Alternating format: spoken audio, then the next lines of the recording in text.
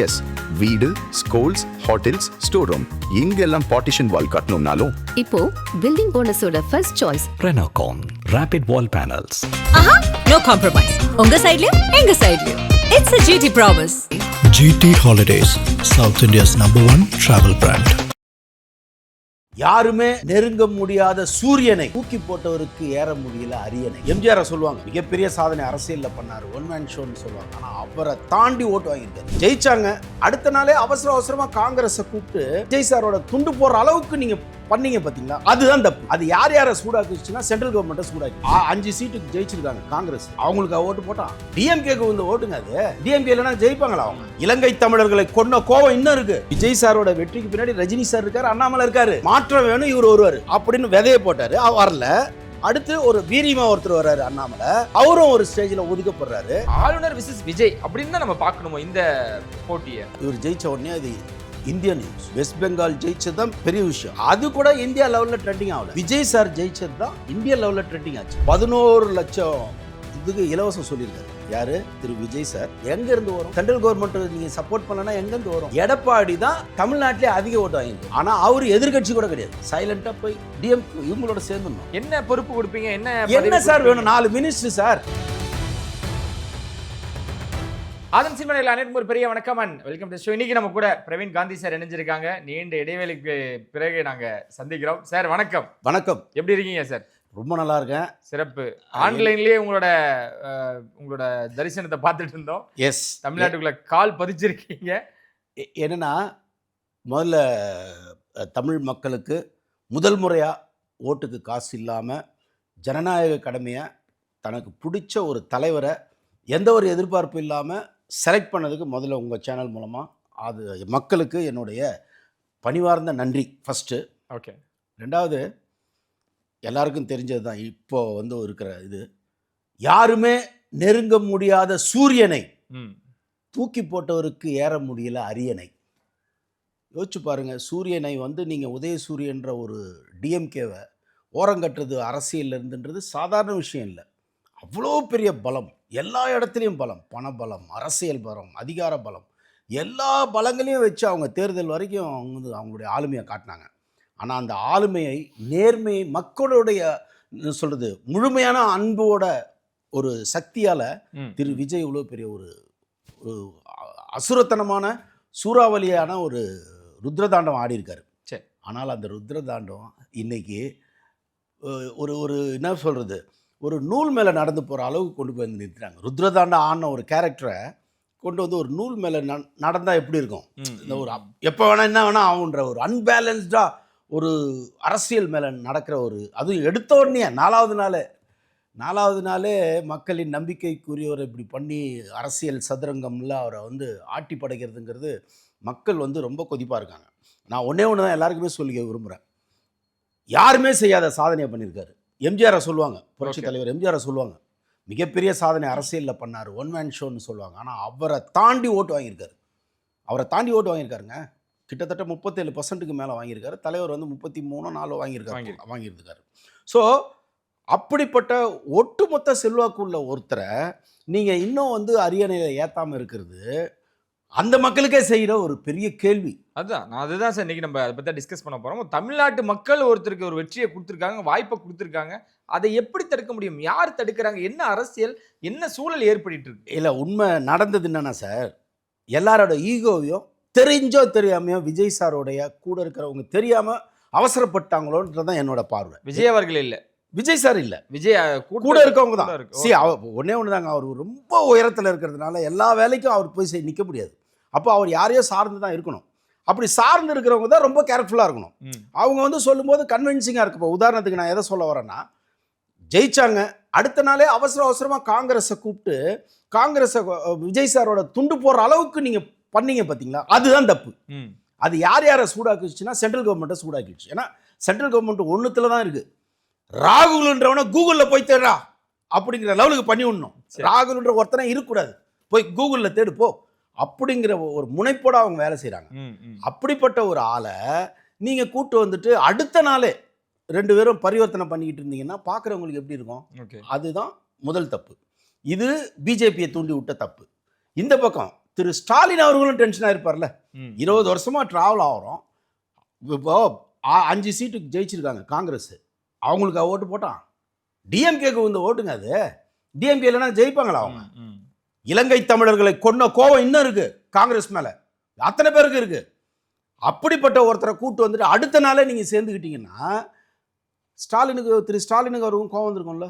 அப்போ என்னடா அது, நம்ம அரசியலில் கொஞ்சம் பெருந்தன்மையா போலான்னு பார்த்தா வேற ஒன்று நடக்குது இங்க. நீங்க அதனால அவரும் டென்ஷன் ஆயிட்டாரா? இப்போ 2 பேரும் டென்ஷன் ஆனதுல ஒரு டென்ஷன் பிஜேபியோட டென்ஷன் என்னவா ரிஃப்ளெக்ட் ஆகுதுன்னா, கவர்னர் வந்து உங்களுடைய கயிறை அவர் பிடிச்சி வச்சிட்டார்.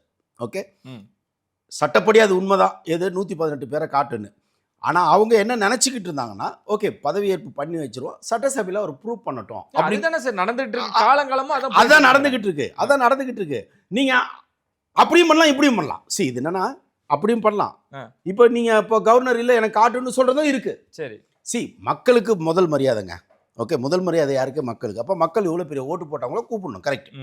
கூப்பிட்ட உடனே நீ வேற ஒரு கேம் எங்களுக்கு எதிராக ஆடினா நாங்கள் மக்கள்கிட்ட நாங்கள் பேசிக்கிறோன்ற மாதிரி அவங்களோட ஈகோ டேர்ன் ஆயிடுச்சு. இந்த பக்கம் காங்கிரஸே நீ அங்கே போகிறேன்னா நான் ஏன் ஏடிஎம்கே கூட போகக்கூடாது அப்படிங்கிற. நான் வந்து ஒரு 2 நாளைக்கு முன்னாடி மாலை முரசு சேனல், அதாவது ரிப்போர்ட் வந்தது இல்லையா 4ஆம் தேதி, அன்னைக்கு ஈவினிங்கே ஒரு சேனலில் மாலை முரசில் உட்காந்து சொல்கிறேன். எதனால் அங்கே பார்த்தா ஒரு டிஎம்கே ஒரு ஏடிஎம்கே 2 பேரும் வேற வேறையாக அடிச்சுக்கிட்டு இருந்தவங்க பார்த்தா அன்னைக்கு ஒன்றா கூட்டிட்டாங்க. என்ன எதிர்க்கிறாங்க? நான் விஜய் சாருக்கு சப்போர்ட் பண்ணி போகிறேன். என்ன எதிர்க்கிறாங்க?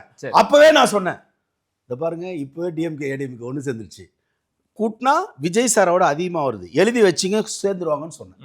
பார்த்தா அதே தான் நடக்குது. எவ்வளவு வாய்ப்புகள் சார்? அதுக்கு என்ன காரணமா இருக்கு? ஏன் இவ்வளவு தூரம் அது ஒரு அடமண்டா அது வாய்ப்புகள் இருக்கா? முதல்ல 2 பேரும் இணைய இல்லை. இப்போ என்னன்னா ஒரே ஒரு சிக்கல், நான் உள்ள பூந்து நான் அனலைஸ் பண்ணி பார்த்தேன். ஓகே, பார்த்தா இப்போ விசிகா இருக்கிற இடத்துல பாமக இருக்காது. ஏன்னா நேரு கண்டிப்பா. அப்போ ஒருவேளை விசிகாலாம் சேர்ந்து எவ்வளோ வருதுன்னு பார்த்தா இப்போ விஜய் சார் வாங்கி வச்சிருக்கிறது தான் வருது. ஏன்னா பாமக உள்ள வராது. பாமக நான் 5 சீட்டு வச்சிருக்க போட்டுருக்கு இல்லையா, 4-5 வச்சிருக்காங்க. ஆமா. ஸோ இப்போ பாமக உள்ள வரலன்னா அது தனியாக நிற்கும், பிஜேபி தனியாக நிற்கும் இல்லையா. அம்மா முன்னே மக்கள் இவருக்கு அவங்களும் வந்து அவங்க கூட தான் நிற்பாங்க, பிஜேபியோட தான் நிற்பாங்க. அப்போ பார்த்தா திருப்பி அவங்க அங்கே ஒரு 4-5 சீட்டு குறையும். அப்போ இது இப்படியே இழுத்துக்கிட்டு இருந்தா மக்கள், குறிப்பாக குழந்தைகள், இன்றைய வெற்றிக்கு காரணம் யார் தெரியுமாங்க? திரு விஜயோட குழந்தைங்க தான், இளைஞர்கள் தான். குழந்தைகள் தானே சார்? குழந்தைங்களோட பிரேயர். ஓகே, அதுங்களுக்கு தெரியாம குழந்தைன்றது என்ன? தெய்வம் தானே. ஒரு 6-7 வயசு வரைக்கும் ஒரு குழந்தை வந்து வீட்டுக்குள்ள இருந்தா அது தெய்வம் இருக்க மாதிரி தான். அதுங்களை அறியாம அதுங்க வந்து சாப்பிடும்போது, படுக்கும்போது, எந்திரிக்கும் போது விஜய் அங்கிளுக்கு ஓட்டு போடு, விஜய் அங்கிளுக்கு ஓட்டு போடு, விஜய் மாமாவுக்கு ஓட்டு போடணும்னா யார் சொல்லி கொடுத்தா அவங்களுக்கு? பார்த்தா சொல்ற வீடெல்லாம் டிஎம்கே வீடு, ஏடிஎம்கே வீடு. யார் சொல்லி கொடுத்துருப்பா? விஜய் வந்து வீட்டுக்கு வீடுன்னு சொன்னாரா? அப்போ ஏதோ ஒரு வைப்ரேஷன் ஸ்டார்ட் ஆயிடுச்சு. அப்போ குழந்தைங்க மூலமா உருவான அந்த வைப்ரேஷன், அஃப்கோர்ஸ் இளைஞர்கள், தாய்மார்கள் எல்லாம் சேர்ந்துக்குச்சு. ஆனால் குழந்தைங்களோட வைப்ரேஷன் தான் இப்போ பெரிய லெவலில் விஜய். அதனால அந்த வைப்ரேஷனை உடைக்க உங்களால் முடியுமானா சத்தியமாக முடியாது. நான் எழுதி தரேன். 2க்கு தாங்க ஆப்ஷன். ஒன்று விஜய் சாரை உட்கார வச்சு, உட்காந்ததுக்கப்புறம் அவர் ஒரு 4-5 கையெழுத்து போடுவாருங்க. ஓகே, இந்த 2500 எல்லா பெண்களுக்கும் பஸ்ஸில் ஃப்ரீ அப்படின்னு ஒரு 4-5 விஷயத்தில் பண்ணிட்டாருன்னு வச்சுங்களேன், மிரண்டுருவாங்க. 2வது, பெண்களுக்கு எதிராக வன்கொடுமை செய்தா இன்னைக்கு பாண்டிச்சேரியில் தூக்கு தண்டனை கொடுத்துருக்காங்க. அதே மாதிரி பெண்களுக்கு யாராவது குழந்தைங்க பெண்களுக்கு பண்ண இமீடியட் ஆக்ஷன் தான். இந்த கோர்ட்டுக்கு போயிட்டுலாம் கிடையவே கிடையாது. ஒரு 5 பேரை தூக்கி போடுங்க. பயம் வரும். அந்த பயத்தை நம்ம விதைக்கல. பார்த்துக்கலாம், உள்ளே போகலாம், வெளியே வரலாம், அது ஒரு மரியாதை மாதிரி ஆயிடுச்சு. ஸோ அந்த மாதிரி ஒரு 4 கையெழுத்து போட்டார்னு வச்சுங்க, ஆட்டோமேட்டிக்காக கட்சிங்கெல்லாம் சப்போர்ட் பண்ண ஆரம்பிச்சிடும். அதுதான் நியாயமாக நடந்திருக்க வேண்டியது. ஓகே, அது எங்கேயும் அந்த காங்கிரஸ் உள்ளே வந்தாலே அதுக்கு தர்திரங்க. அது சரி, நான் காந்தியா இருந்துக்கிட்டு சொல்றேன், வந்தாலே அது வில்லங்க தான். அது 108 அப்படின்றது முதல் தேர்தலில் 3 வருஷம் உழைப்பு, ஒரே மனுஷன் ஒரே முகத்துக்காக மக்கள் அள்ளி ஒரு விஷயத்த கொடுத்துருக்காங்க. கொஞ்சம் அதை டீட்டெயிலிங்காக போகணும்னு நினைக்கிறேன் சார். எம்ஜிஆர் அவர்களை தவிர்த்த ஒரு வரலாறு திரும்புகிறதுன்னு இவங்க சொல்லிட்டு இருந்தாங்க. அதுதான் நடந்தும் இருக்கு. கண்மூடித்தனமான ஒரு நம்பிக்கை. ஏன், எதனால்? இது வந்து என்னன்னா பலது சேர்ந்துருச்சு. கிட்டத்தட்ட 2016 வரைக்கும் ஒரு லீடர்ஷிப் தேவைப்படல. அதாவது கலைஞர் இருந்த வரைக்கும், ஜெயலலிதா மேடம் இருந்த வரைக்கும் ஒரு பெரிய லீடரில் ஒரு வேணும் அப்படிங்கிற எண்ணம் வரல. 2016க்கு அப்புறம் மக்கள்கிட்ட அந்த தாக்கம் வந்துருச்சு. யாராவது ஒருத்தர் விவரமான ஆள் வந்தால் பெட்டராக இருக்குமே அப்படின் போது ரஜினி இவர் வந்தால் கரெக்டாக இருக்குப்பா, 96லே கலக்கினாருப்பா அப்படின்னு ரஜினி சாரை ஃபோக்கஸ் பண்ணது. அப்போ 2016லேருந்து ரஜினி ஒரு நான் மல்லு கட்டிக்கிட்டு இருந்தேன். கிட்டத்தட்ட 2 வருஷம் நான் இது பண்ணேன். கடைசி நேரத்தில் அவர் போன உடனே மக்கள் அந்த இடத்துலேயே தயாராகிட்டாங்க. வேறொரு தலைவனை தேர்ந்தெடுக்கணுன்றதை 2016லேருந்து 21 வரைக்கும் ஏக்கமாக இருந்தாங்க. அங்கே ரஜினி சார் மிஸ் பண்ணிட்டாரு. அந்த நேரத்தில் தான் ஒரு சிலர் சீமானுக்கு ஓட்டு போட்டாங்க. அந்த நேரத்தில் தான் சீமான் ரைஸ் ஆகுறாரு. அதுக்கு முன்னாடிலாம் 3-4 வாங்கிட்டு இருந்தவர் 7-8க்கு வராரு. ஒன்றாச்சுங்களா? அதுக்கப்புறம் அண்ணாமலை கடந்த 4 வருஷமாக என்ன பண்ணியிருக்காருன்னா, டிஎம்கே என்னெல்லாம் தப்பு பண்ணுது, ஏடிஎம்கே என்னெல்லாம் தப்பு பண்ணுது, அப்படி 2 கட்சிகளுடைய தப்புங்களையும் அள்ளி போடுறாரு. டேட்டா பேஸோட அள்ளி போடுறாரு. இருக்காங்களே 2 பேரையும் தான் அவர் டேட்டா பேஸ் தூக்கி போட்டார். அப்புறம் கன்வின்ஸ் ஆகிட்டாங்க, அது வேற விடுங்க. ஆனால் எல்லாரையும் தானே அவர் அட்டாக் பண்ணாரு. அப்படி அட்டாக் பண்ணதில் மக்களுக்கு என்னென்னா ஒரு விழிப்புணர்வு திருப்பி ஸ்டார்ட் ஆகிடுச்சு. அப்போ வேற ஒருத்தர் வரணுன்ற எண்ணத்தை ஃபஸ்ட்டு ரஜினி சார் விதைக்கிறாரு. 2 பேர் ஜெயலலிதா மேடமும் இல்லை, கலைஞரும் இல்லை. அடுத்து யார்? ரஜினியும் இல்லை. அப்படின்போது ஒரு சின்னதாக டவுன் ஆகிட்டு இருக்கும்போது அண்ணாமலை ரைஸ் ஆகுறாரு.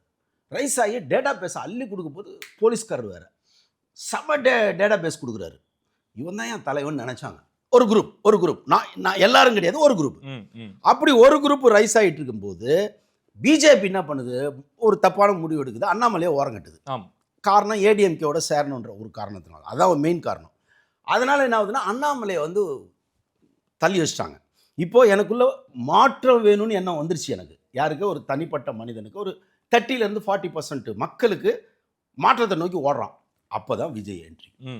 இப்போ என்ன ஆகுதுன்னா, இந்த 40 பேர் யாரா எனக்கு வருவாங்கன்னும் போது இந்தா வந்துட்டான் என் தலை அப்படின்ற மாதிரி வந்தார்ல, அதான் சூட்சமம். ஓகே. இப்போ விஜய் சாரோட வெற்றிக்கு பின்னாடி ரஜினி சார் இருக்காரு, அண்ணாமலை இருக்காரு.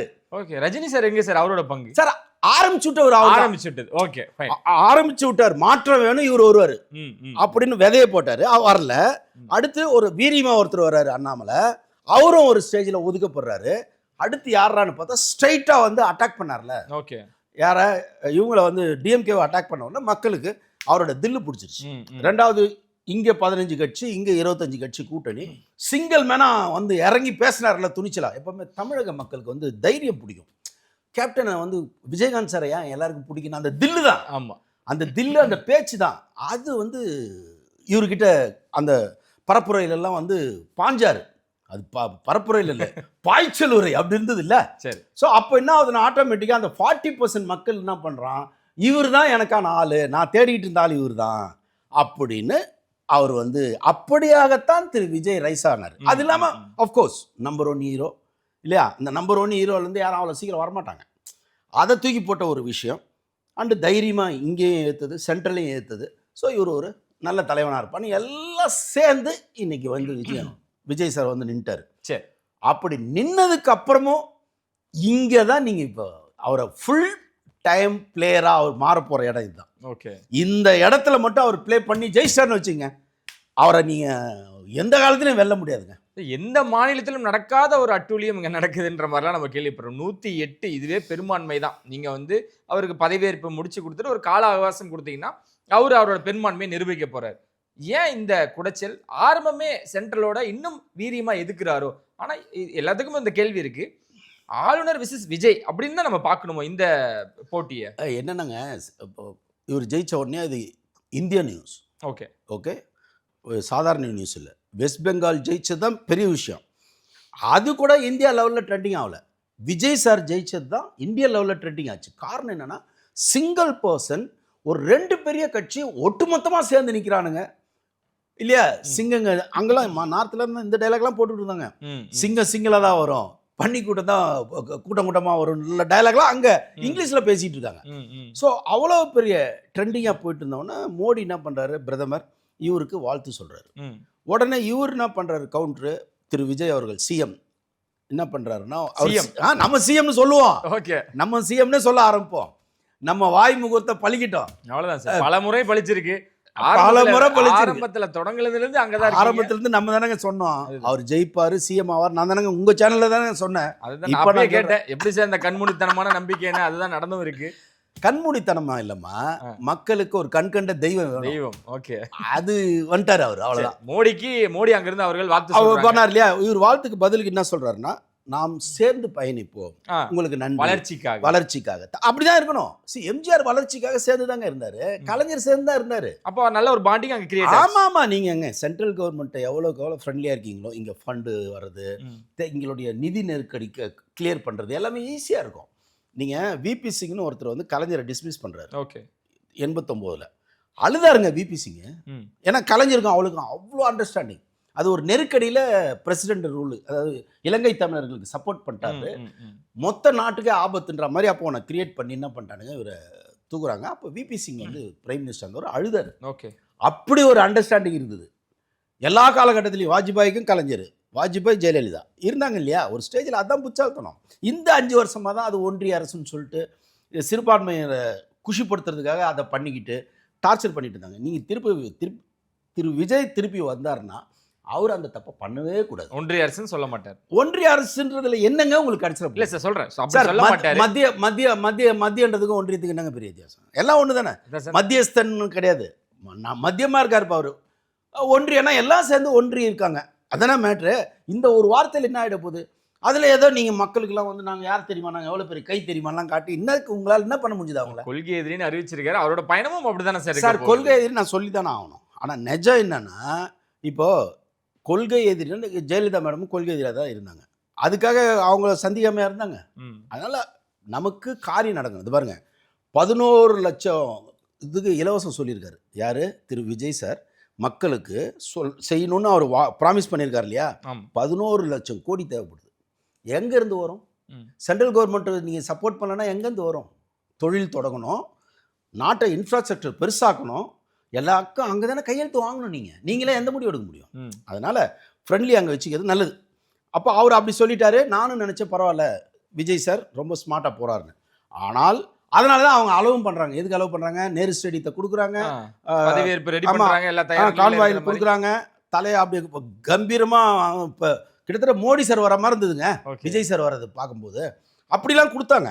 ஆனால் அடுத்து போய் காங்கிரஸ்ன்னு அவங்களுக்கு என்னடா இது, வேற எங்கேயோ வண்டி எடுக்கிறானுங்களே, நிறுத்து வண்டி எடுத்துட்டாங்க, கொடுத்த வண்டியை நிறுத்திட்டாங்க.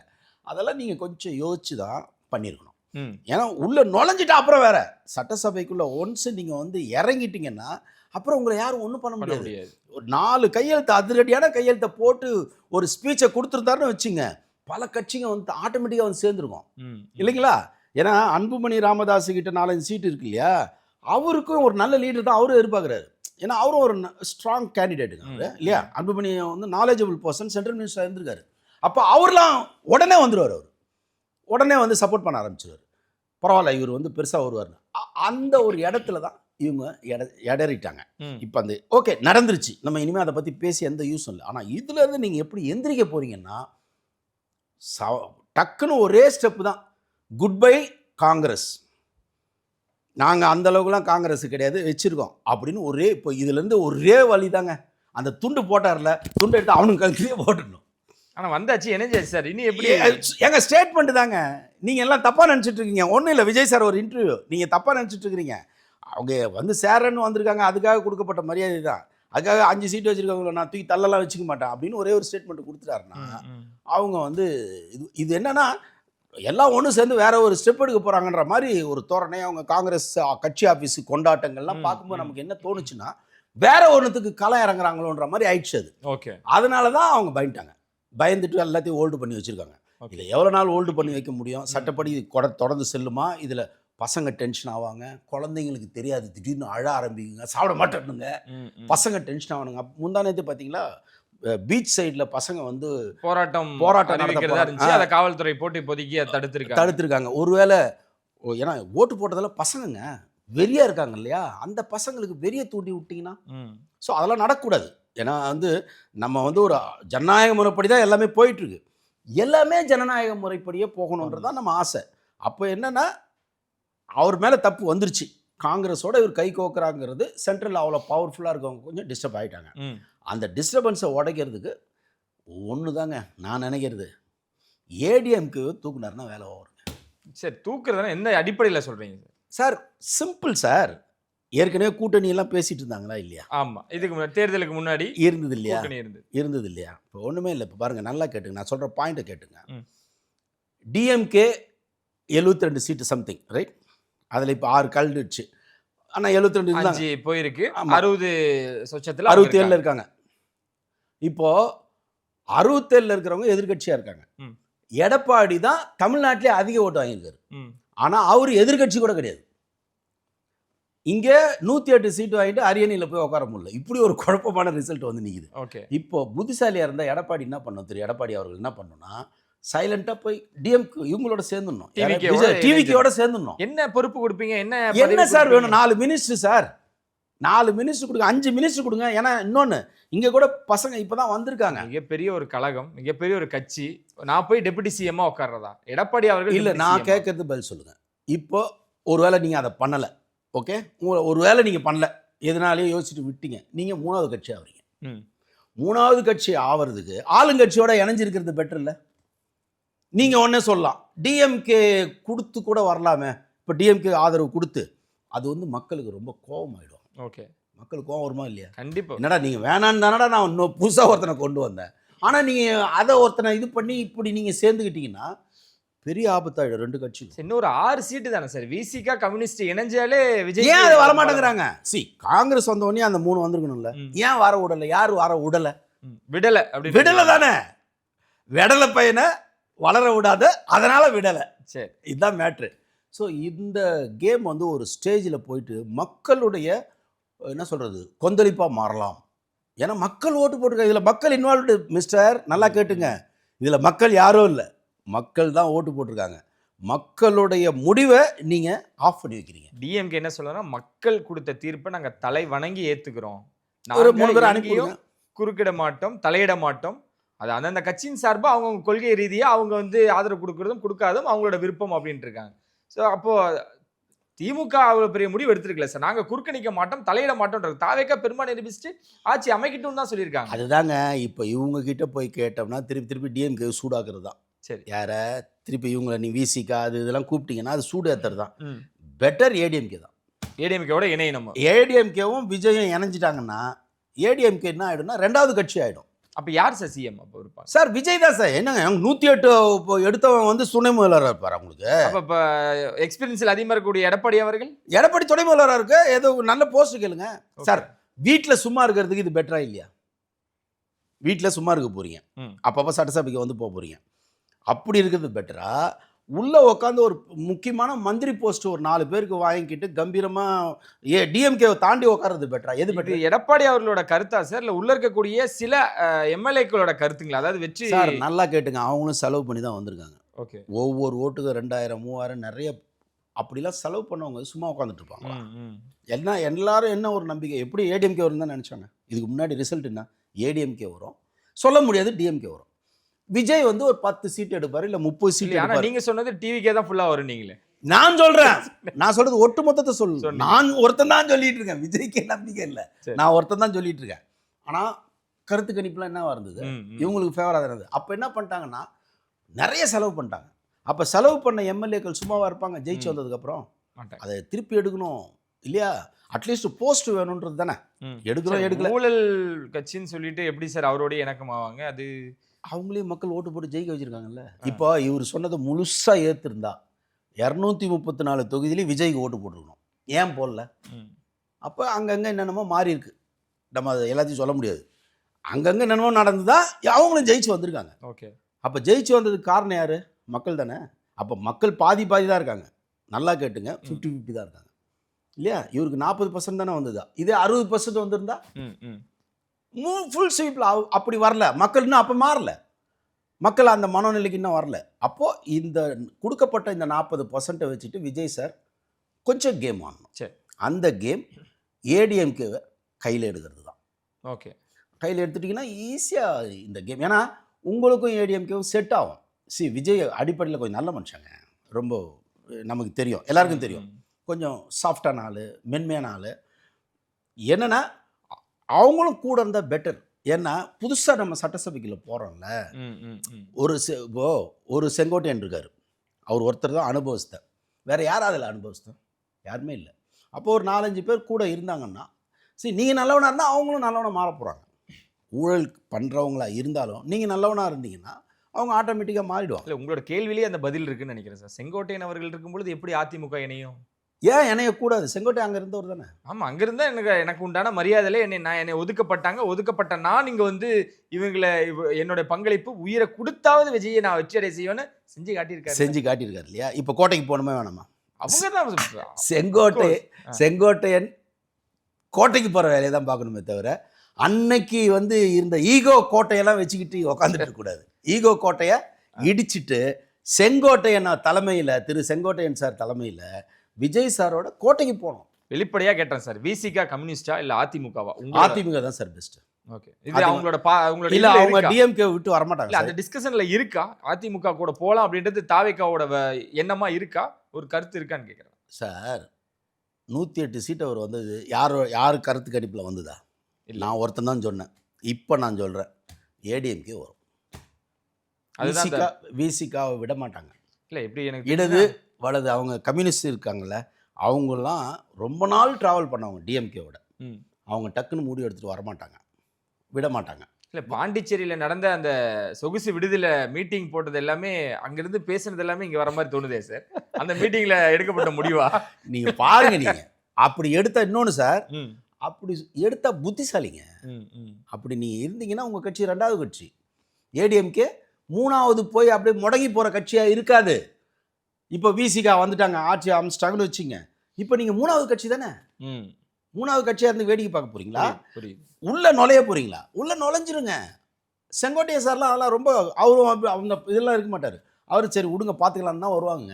ஓகே, இதில் சின்ன டவுட்டு சார். அதிமுக இங்கே வரணும் அப்படின்னா கண்டிப்பாக பிஜேபி விட்டுட்டு தான் வரணும். அப்படின்றப்ப சென்ட்ரலோட கோபம் இன்னும் வீரியமாக இருக்குமே, அது எப்படி கட்டுப்படுத்த போகிறாங்க? இல்லை, அது நீங்கள் ஏடிஎம்கேன்னு ஒன்ஸ் நீங்கள் உள்ளே வந்துட்டீங்கனாலே பிஜேபியும் அது கூட்டணி தானே, அவங்களும் சேர்ந்து வந்த மாதிரி தான். அது அவங்களும் சேர்ந்து சப்போர்ட் பண்ணுற மாதிரி தான். அப்படியா? ஆமாம், பிஜேபியோட ஒரு சீட் இருக்குல்ல, அது ஏற்றுப்பாரா சார்? ஏற்றுக்கல சார். இப்போ நீங்கள் மக்களுக்கு வேலை செய்கிறீங்களா, உங்கள் ஈகோவுக்கு வேலை செய்கிறீங்க? மக்கள் எனக்கு ஓட்டு போட்டிருக்காங்க. உங்களுக்கு ஓட்டு போட்டாங்கல்ல, ஏன் கம்மியாக போட்டாங்க? இந்த கொள்கை ரீதியான ஏன் கம்மியாக போட்டாங்க? இவ்வளவு சார், முதல் தேர்தலே எனக்கு இவ்வளவு தூரம் வாய்ப்பு அளிச்சு இல்லை சார். அப்போ நீங்கள் சில வேலையை பண்ணி தான் ஆகணும். ஓகே, சில வேலையை பண்ணணும். இல்லைன்னா இந்த 108 அப்படியே வச்சுக்கிட்டு தான் இருக்கணும். சரி, இல்லையா? இதுக்கு இன்னொரு ஆப்ஷன் வர இருக்கு இல்லையா? டிஎம்கே ஏடிஎம்கே அது இதுன்னு எல்லாம் சேர்ந்து திருப்பி ஒன்று நடந்ததுன்னா அப்போ மக்கள் வந்து ஏமாளி ஆயிடுறாங்க இல்லையா? அதனால் திரு விஜய் அவர்கள், தலைவர் சிஎம் அவர்கள், நான் சிஎம் தான் இனிமேல் அவர் பாருங்க, சிஎம் அவர்கள் சீக்கிரமாக நல்ல முடிவு எடுப்பார். சிஎம்னாலே சீக்கிரம் நல்ல முடிவு எடுப்பவர். சரி, ஓகே. அது என்னன்னா, என்ன கேட்டால் கை வைக்க வேண்டிய இடம் ஏடிஎம்கே தான். அவங்களும் வருவார்கள். ரொம்ப பிரச்சனை தரமாட்டாங்க. ஓகே, அவங்களுக்கு வந்து அந்த பதவி அந்த ஒரு இதுனா டக்குனு செங்கோட்டையன் எல்லாம் ஃப்ரெண்ட்லி ஆகிடுவாங்க. ஏன்னா ஏற்கனவே அங்கே ஒருத்தர் இருக்கார் இல்லையா, ஈஸியாக எல்லாரும் ஃப்ரெண்ட்லி ஆகிடுவாங்க. அதனால் இது நடந்தால் விஜய் சார் நிம்மதியாக தூங்கலாம். விரைவில் அரியணை ஏறப்போகிறார் விஜய். 100% அரியணையில் அமரப்போகிறார். மக்களின் என்ன சொல்கிறது, மக்களின் தலைவனாக, மக்களின் செல்ல பிள்ளையாக உலா வருவர் செல்ல போகிறார். மக்களின் செல்ல பிள்ளை செல்ல போகிறார் கோட்டைக்கு. சிறப்பு, ரொம்ப நன்றி சார். நிறைய விஷயங்களோட பகிர்ந்துக்கிட்டீங்க. யூனியன் சேனல் உங்களை எடுப்பிறாங்க. நன்றி, வணக்கம்.